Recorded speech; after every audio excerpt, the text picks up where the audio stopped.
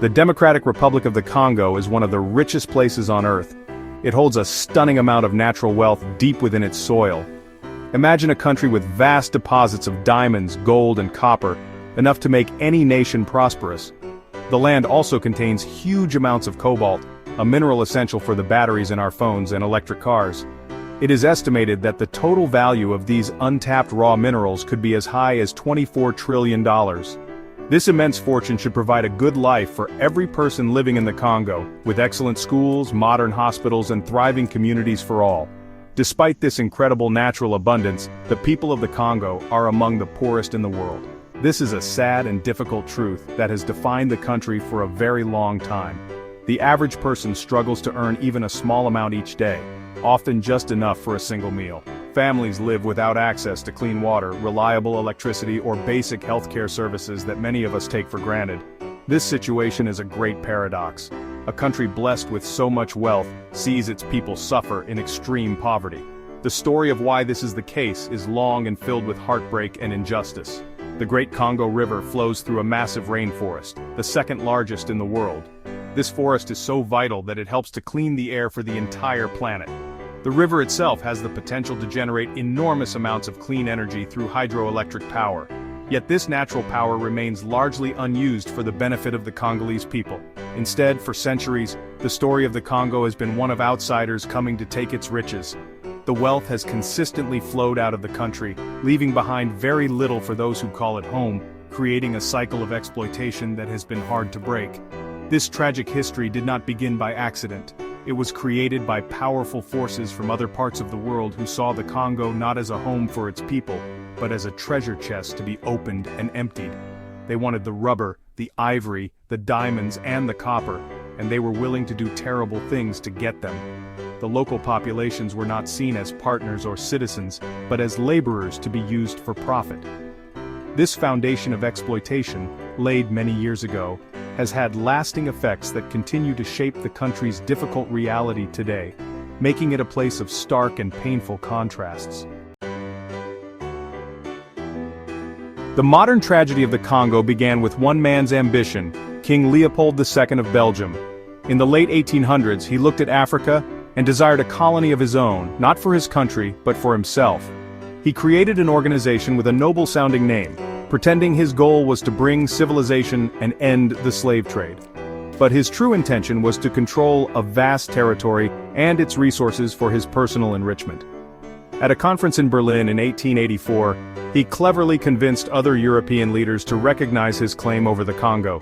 He named his new private kingdom the Congo Free State, a name that hid a dark and brutal reality. Leopold's rule was not about freedom, it was about forced labor and terror. The world soon developed a huge demand for rubber, and the Congo rainforest was full of rubber vines. To get this rubber, Leopold created a private army called the Force Publique. This army forced Congolese men, women, and children to collect rubber sap. They were given impossible quotas, and the punishment for failing to meet them was horrific. Villages were burned, families were taken hostage, and many people were killed. The soldiers were known for a particularly cruel practice. They would cut off the hands of people they had killed, and sometimes even the hands of the living, as proof that they were not wasting bullets. This reign of terror lasted for more than 20 years and caused the deaths of millions of Congolese people. Some estimates suggest that as many as 10 million people perished from the violence, starvation, and disease that spread under Leopold's rule. The immense profits from the rubber trade were sent back to Belgium, where Leopold used the money to build grand palaces and monuments for himself, structures that still stand today. The wealth of the Congo was built on the suffering of its people, creating a legacy of trauma that would echo through generations. The so-called Congo Free State was, in reality, a massive labor camp. Eventually, the world learned about the atrocities happening in the Congo. Brave missionaries and journalists like Edie Morel and Roger Casement exposed the horrors through reports and photographs. The international outrage grew so strong that King Leopold could no longer maintain his private control. In 1908, he was forced to hand over his colony to the Belgian government. The territory was renamed the Belgian Congo. For many, this seemed like a positive step. However, while the worst of the public brutality eased, the system of exploitation was far from over.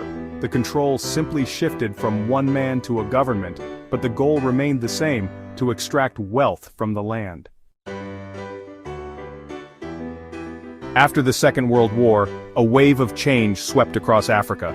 Colonies began demanding their freedom, and the era of European rule started to come to an end. In the Congo, the desire for self-governance grew stronger. On June 30, 1960, the nation finally achieved its independence from Belgium. It was a moment of great hope and celebration for the Congolese people. For the first time, they would be able to control their own destiny.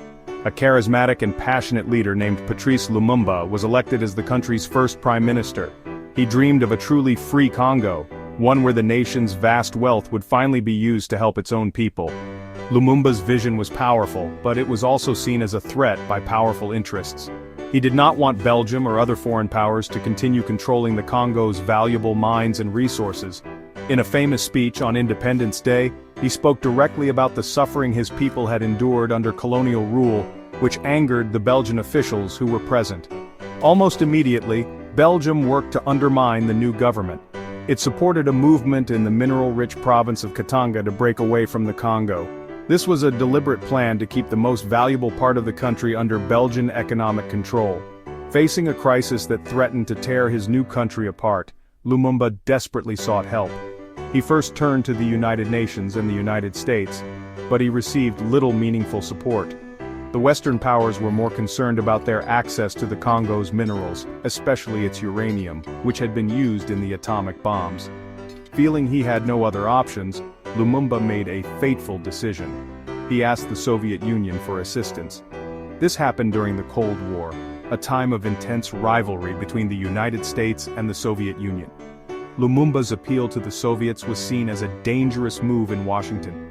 This decision sealed Lumumba's fate. The United States government, fearing that the Congo's resources might fall under Soviet influence, decided that Lumumba had to be removed from power.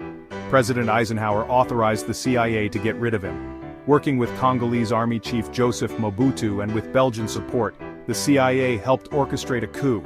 Lumumba was overthrown just 10 weeks after becoming prime minister. He was placed under house arrest, captured after a brief escape, and flown to the secessionist state of Katanga. There, on January 17, 1961, he was executed by Katangan forces with the help of Belgian officers. His body was dissolved in acid to hide the crime.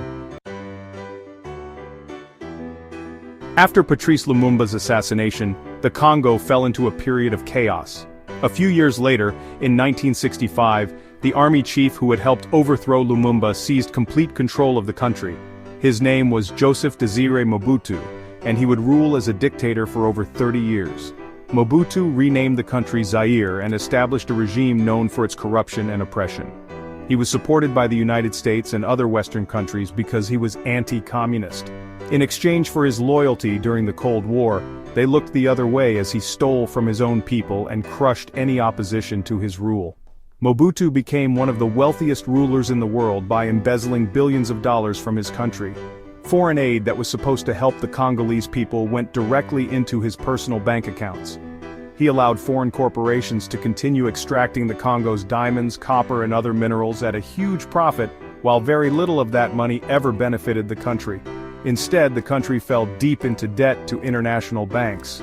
Mobutu's long rule ensured that the old colonial system of draining the Congo's wealth continued. Only now, it was managed by a Congolese dictator who served foreign interests. The end of the Cold War in the early 1990s meant that Mobutu was no longer as useful to his Western allies.